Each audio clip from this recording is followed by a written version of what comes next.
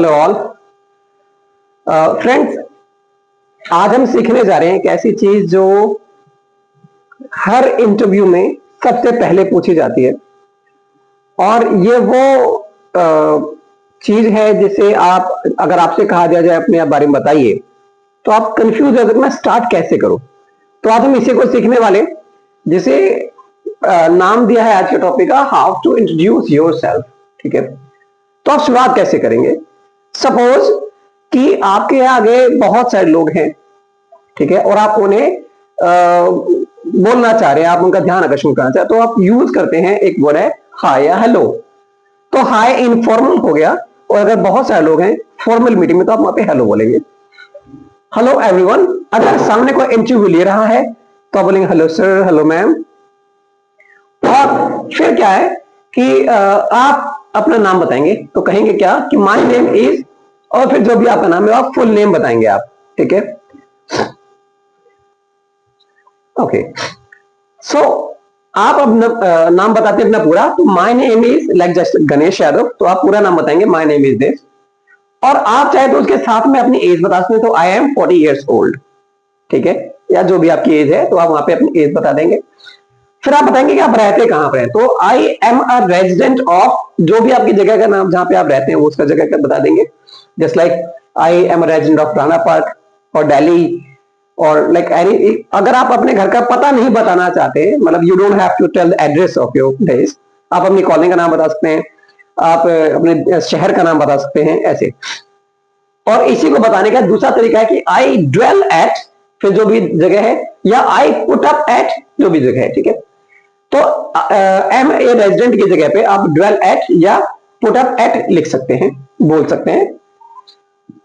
फिर आता है, अब फिर आपसे पूछा जाता है कि आप की क्वालिफिकेशन क्या है, तो ये आप बिना पूछे ही बता सकते हैं। और याद रखिएगा कि आप यहां जो कुछ भी बोल रहे हैं, सपोज कीजिए आप इंटरव्यू में हैं, तो इस बात का ध्यान रखिएगा कि जो आप बोले आने वाले सवाल उसी से रिलेटेड होंगे, तो इसमें झूठ मत बोलिएगा। फॉर एग्जाम्पल, मैं इसके बारे में भी बताता हूं दोबारा। ओके, तो जब कहते हैं कि भाई मेरी क्वालिफिकेशन क्या है, तो क्या यूज करोगे आप? एज फार एज, क्या है? As far as my qualification. आप यहाँ पे एजुकेशन जोड़ सकते हैं, तो as far as my educational qualification is concern, क्योंकि क्वालिफिकेशन आज के टाइम में दो तरीके की होती है, एक जो पढ़ाई लिखाई से होती है, और दूसरी जो आपको नौकरी दिलाती है, तो उसको बोलते हैं professional qualification, just like MBA, BBA वगैरह वगैरह, राइट। तो as far as my qualification is concern, I am, अगर आप कुछ कर रहे हैं तो आप लिखेंगे आई एम परसुइंग माई, जो भी स्टैंडर्ड है आप वो लिखेंगे I am pursuing my graduation.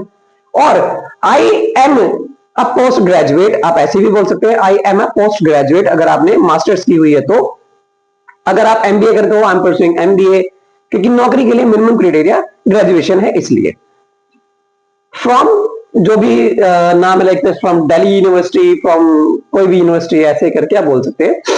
ये बात ध्यान रखिएगा कि अगर आप ये जॉब इंटरव्यू में जा रहे हैं, मैं तब बता रहा हूं, लेकिन अगर आप स्टूडेंट हैं तो फिर, अगर आप स्टूडेंट हैं तो फिर आप वहां पे क्लास बता सकते हैं कि आई am pursuing my 7th class, 8th class, 12th class, any class. इसके बाद फिर आता है कि इफ क्या है ये? इफ, तो if I talk about my hobbies, अगर मैं बात करूं अपनी हॉबीज की, तो देखिए आप हर जगह एज फार एज को नहीं बोल सकते, नहीं आपको बोलना है एज फार एज बार बार। ठीक है, तो आपको अब नेक्स्ट टाइम क्या बोलना है? If I talk about my hobbies, कि अब ऐसी चीजें जो मुझे पसंद है करना, जिन चीजों को मैं बार बार करता हूं। आई लव टू प्ले, तो आप, जैसे मैं चेस खेलता हूं जब मैं फ्री होता हूं, तो मतलब मुझे पसंद है, अगर मेरे सामने कोई बैठा है उसको चेस खेल, तो लेट्स प्ले चेस। आप यहां पे लिख सकते हैं कि I love to hang out with friends, मुझे दोस्तों के साथ घूमना पसंद है। आप क्रिकेट का, मतलब जो कुछ भी आपको पसंद है, आपको म्यूजिक सुनना पसंद है, मूवी, तो ये आपकी चॉइस पे डिपेंड करता है। क्योंकि ये बात ध्यान रखने वाली, क्योंकि मैं पीछे अभी बता रहा था, अगर आपने कुछ ऐसा बोला कि सामने वाले को इंप्रेस करने के लिए, और क्योंकि वो इंटरव्यूअर है, वो बहुत सारे इंटरव्यूज ले चुका है, तो ध्यान रखना कि आप फंस ना जाए वहां पे कुछ झूठ बोल के। फॉर एग्जाम्पल, अगर आप कह देते कि I love to read books, तो अगर वो पूछ ले कि okay tell me the most recent book that you read, तो फिर आप क्या जवाब देने वाले हैं, फिर वहां पर क्या जवाब देंगे आप?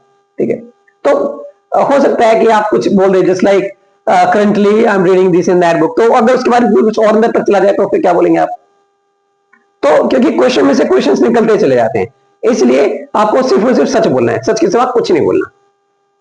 तो आई लव टू प्ले जो भी है या टू डू हॉबी आपकी।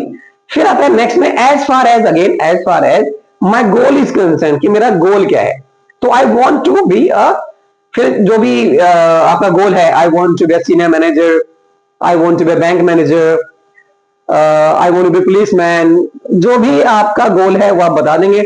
अब ये गोल भी दो तरीके के, एक है आपका शॉर्ट टर्म गोल, एक है आपका लॉन्ग टर्म गोल। तो आप इसको भी दो तरीके से बोल सकते हैं कि as far as my short term goal is concern, अगर आप स्टूडेंट तो क्या बोलेंगे कि I want to top my class, I want to top my school, ये आप शॉर्ट टर्म गोल में बोल सकते हैं। लॉन्ग टर्म में गोल में बोल सकते हैं कि I want be a successful businessman, आप ये भी बोल सकते हैं।